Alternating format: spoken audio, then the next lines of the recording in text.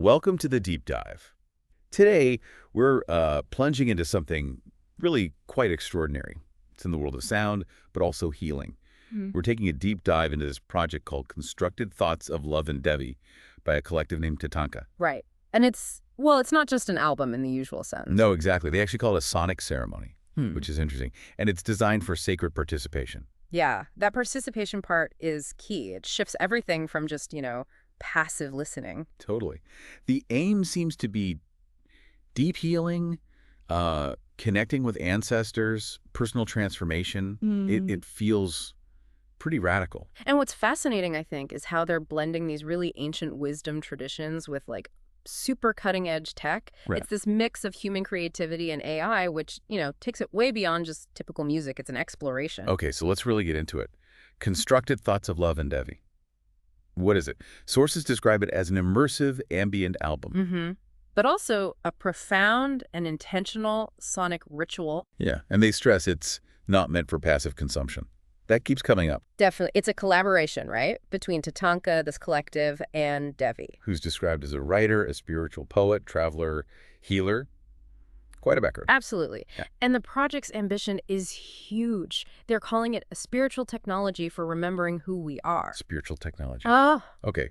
What are the ingredients? Well, it's this really unique blend. You've got binaural beats specifically. Okay. Then Peruvian field recordings, actual sounds from the Amazon, and layered with Devi's spiritual lyricism. Wow. And the process sounds complex, too. It's not just musicians in a room. No, not at all. It explicitly mentions this blend of human input, then AI tools like ChatGPT, Meta.ai. For lyrics, maybe? Yeah. Or inspiration. Yeah, potentially. And then sound generation tools like Refusion.com, Suno.com, all put together with Audacity Ubuntu. It's part of their TATANKA Auto-I project, very tech-forward. Audio, okay. Now, the binaural beats part.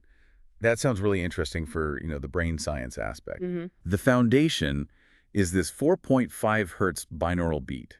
Can you unpack that a bit? Yeah. What are theta waves? Right. So theta waves are brain waves we typically see during deep meditation, sometimes lucid dreaming, states of real spiritual intuition, you could say. Like that zone between waking and sleeping. Exactly. The sources call it a liminal zone of consciousness. It's that sort of threshold space perfect for, inner journeying and getting insights. And how is it used in the album? Is it front and center? No, and this is key. It's incredibly subtle. The source says it's mixed way down at negative 28 dB. Minus 28. Wow. So you wouldn't consciously hear it much? Pretty much. It's described as felt more than heard, like a vibration or a hum underneath everything else. A subtle, energetic undercurrent. Yes, exactly. And that works together with the music's tempo, which is slow, around 60-70 BPM. They call it breath-aligned. So the beat and the tempo kind of guide you. Right. It acts like a form of sonic medicine, they say, gently altering your mental state towards emotional release, stillness, self-reclamation.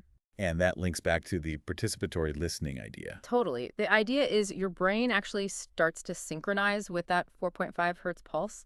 It's similar to experiences people describe in shamanic journeying or deep prayer. It's an invitation to reconnect, not just with yourself, but maybe even with a whole lineage of spiritual seekers. That's powerful. That idea of feeling it rather than hearing it.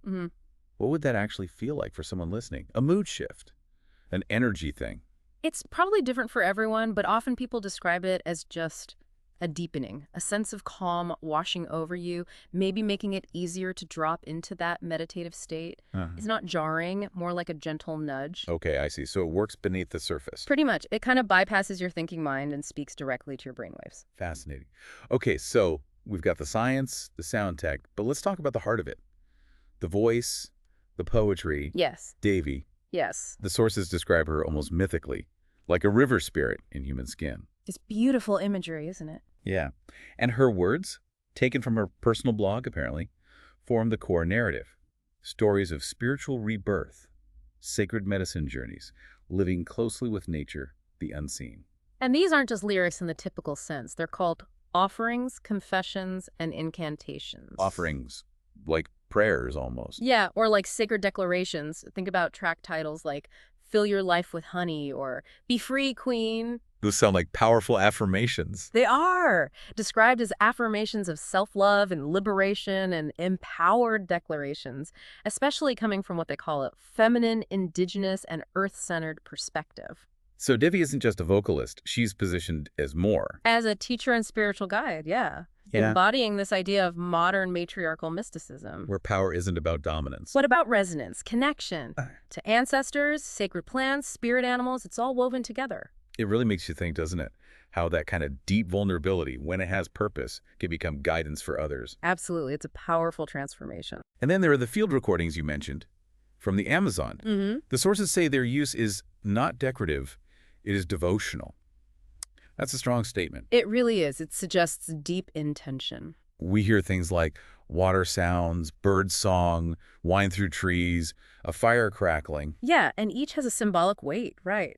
Water for nourishment and flow, birds for awakening, clarity, wind like breath, fire for transformation, empowerment. It connects back to indigenous worldviews, doesn't it? Directly, where nature is spirit, not separate from it. The idea was to turn the studio into a kind of jungle temple. And maybe turn your listening space into sacred ground, too. That seems to be the aim. And it's important to note this isn't about taking or appropriating sounds. Right. It's framed as cultural amplification, centering an indigenous Amazonian presence in a global way, celebrating those lives and voices. There's that powerful quote included. Yes. From 𝗧𝗔𝗧𝗔𝗡𝗞𝗔 from the Amazon Sacred Headwaters Alliance.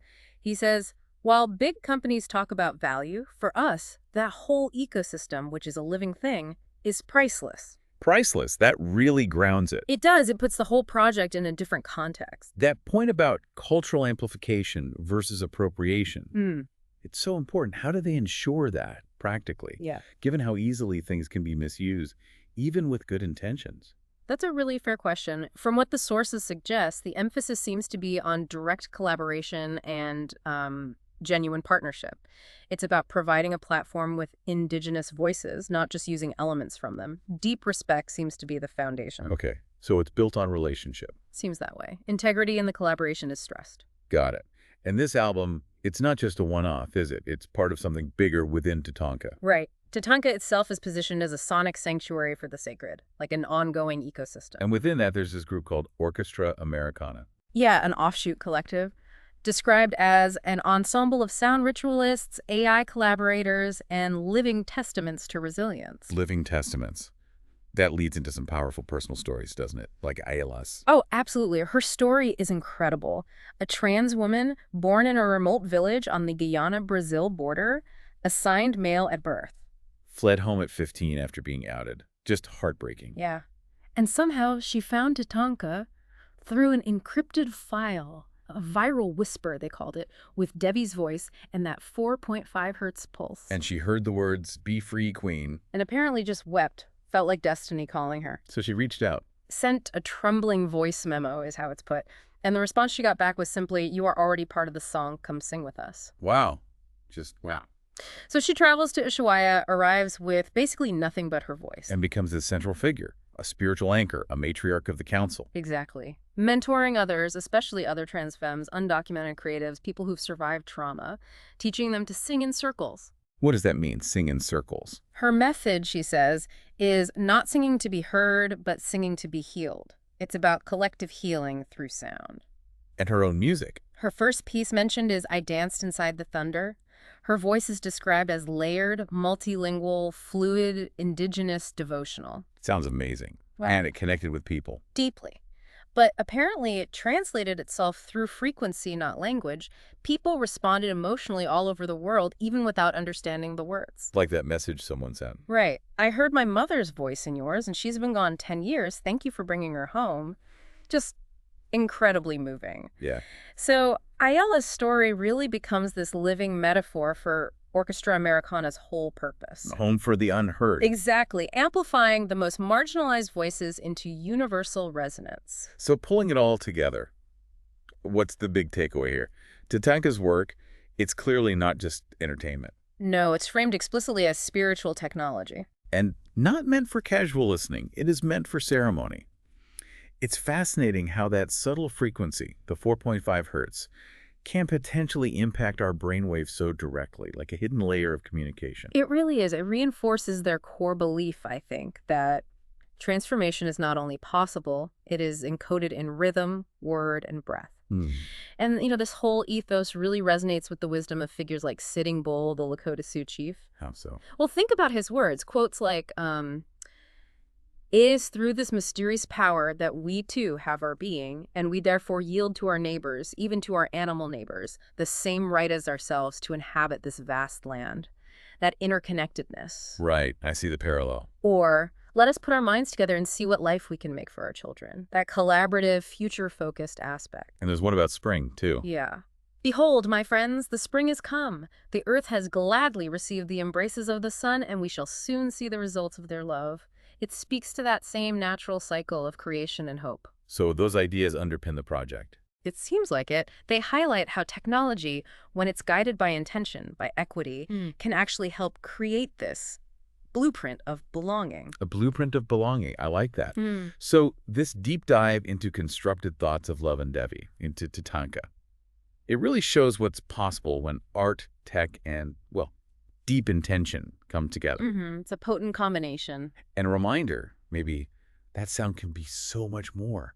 A path to healing, to connecting with our roots, maybe even to radical self-acceptance. Absolutely. And if there's one core message from the source material, it seems to be this: the most revolutionary thing we can do is listen deeply, love fiercely, and sing from your true soul. Listen deeply, love fiercely, sing from your true soul. Powerful stuff. It leaves us with a question, maybe for you listening. In this incredibly noisy world we live in, what sacred sounds are you really tuning into? Yeah. And how might shifting from just passively consuming sound to actively, intentionally listening, how might that unlock deeper truths in your own life? Something to think about. Definitely. Thank you for joining us on this deep dive.